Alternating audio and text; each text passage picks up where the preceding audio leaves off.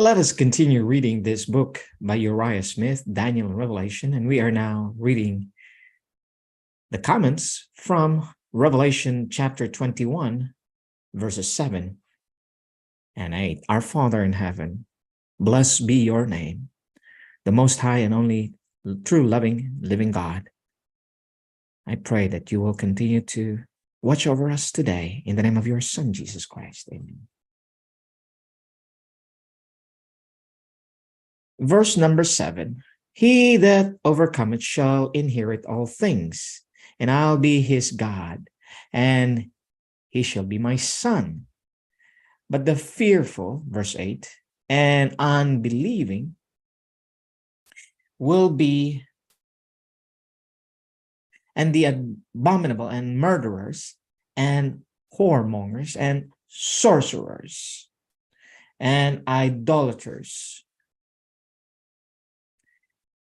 and all liars shall have their part in the lake which burneth with fire and brimstone, which is the second death. The great inheritance, the overcomers, are Abraham's seed and heirs according to the promise. Galatians 3:29, the promise embraces the world. Romans 4:13. And the saints will go forth upon the new earth, not as servants or aliens, but as lawful heirs to the heavenly state and proprietors of the soil. The fear that hath torment. Uriah Smith continued comment, but the fearful and unbelieving have their part in the lake that burneth with fire and brimstone.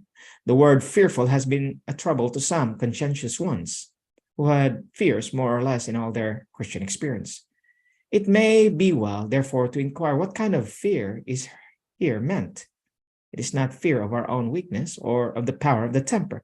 It is not fear of sinning or of falling out by the way or of coming short at last. Such fear will be very apt to drive us to the Lord. But it is a fear connected with unbelief, a fear of the ridicule in opposition to the world, a fear to trust God and venture out upon his promises, a fear that he will not fulfill what he has declared, and that consequently we shall be left to shame and lost for believing on him. Cherishing such fear, one can be only half-hearted in his service. This is most dishonoring to God. This is a fear which we are commanded not to have. Isaiah 51, verse 7. This is a fear which brings into condemnation here and will finally bring all who are controlled by it into the lake of fire, which is the second death. We'll read the next verses. May God our Father continue to bless you and his Son be gracious to you now and